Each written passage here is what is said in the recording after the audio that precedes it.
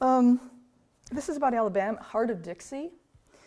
And actually it's about let me just say to you that I once saw on TV a show about what happens when people go into shock. You know, you hear about people, dying of shock, and actually you can. What happens is your heart does this strange thing where one chamber gets stuck and it doesn't move, it doesn't beat, and all the blood from that chamber goes into the other side, so the other side gets really, really big. So you've got like this stuck chamber in a ballooning chamber. And they call that, I think this is the most beautiful phrase, stunned heart tissue, stunned heart tissue. So this is really kind of, Heart of Dixie was just an excuse to write this thing. Heart of Dixie, hush puppies, grits, gravy, shreds of tobacco left over from last night. This sweat is not from heat. It's cold like someone put freezer wrap on your face or grabbed your arm to shake it where the meat is, muttering, hey, you done with that beer? Or sat on your chest in second grade and you still see its stunned x-ray, a wedgie on one side and the other a ridiculous balloon, and you want to yell, cut it out, guys, but it's thumping too slow to keep up. This one's from Maine down east, and I want you guys, it's a riddle, I want you guys to figure out what I'm talking about here. Star-eye mother creeps, knee-high on rocks, minarets, her heavy fists. In kitchen, fixing dinner, eggs drag against her apron when she moves from shelf to shelf.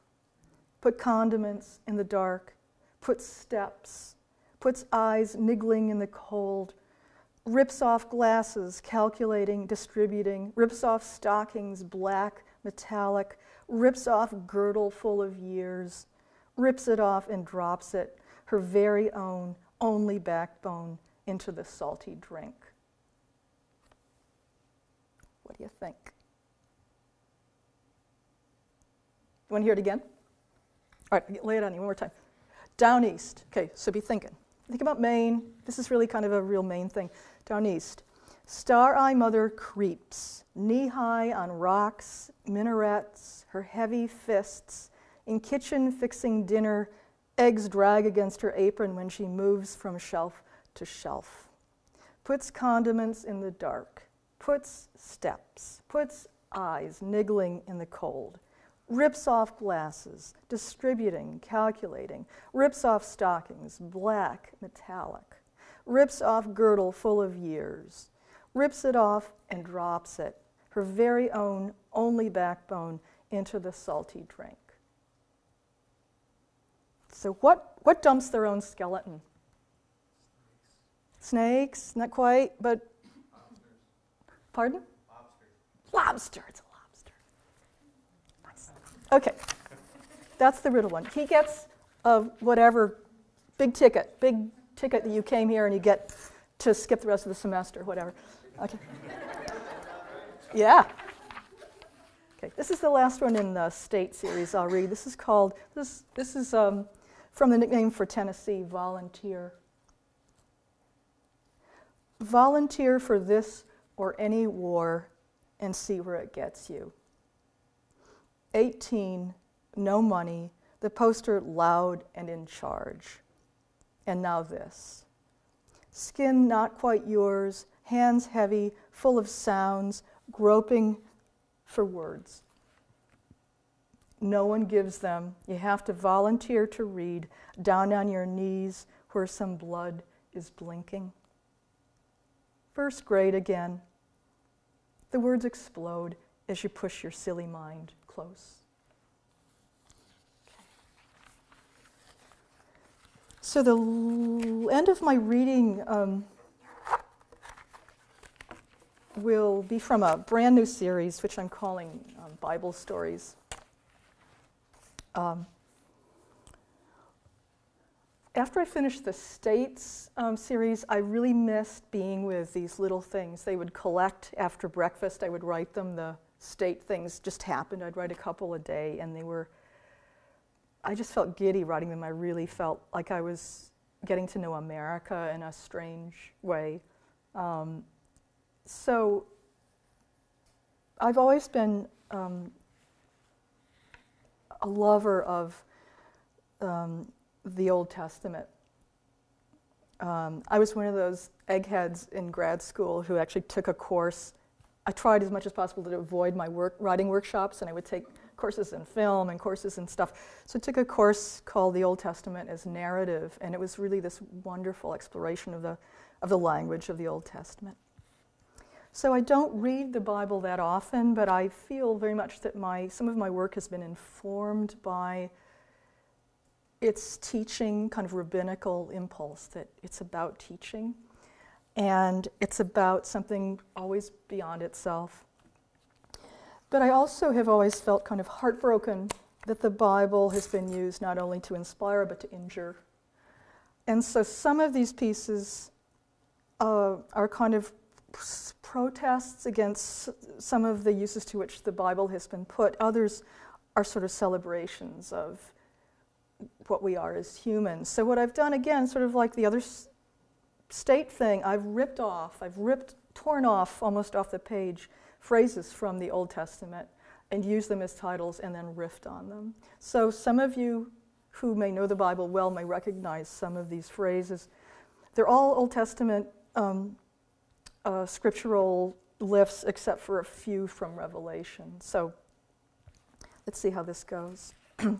And I don't intend to blaspheme or to offend anyone's sensibilities, but I am, I think, very sincerely honoring some of this language and its power. Take the little book which is open. Go ahead, though it's not much. Pages in it like stairs. Climb them or not. Open or put it down or drag something across it to leave marks. It can't complain. Really, no worries. Can't speak, resist, peddle, humiliate, insult, or sink. Just open or shut. Put your finger there. Save the dark place you made.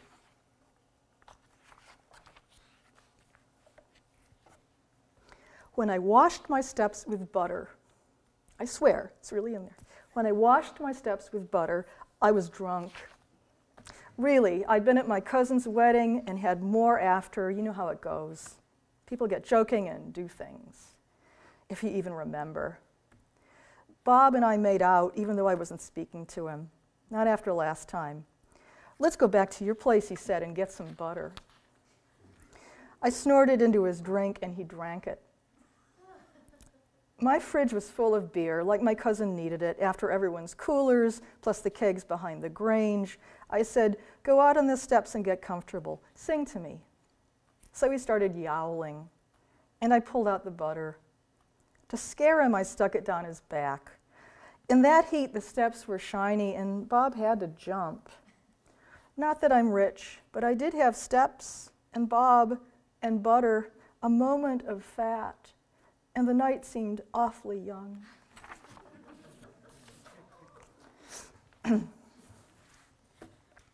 Stand on the sea of glass.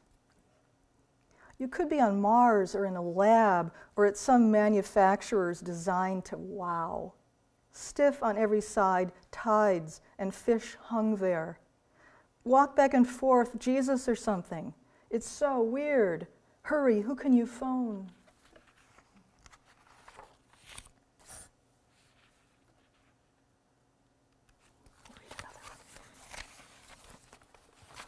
Got to read a couple of those edgy ones. John was thrilled.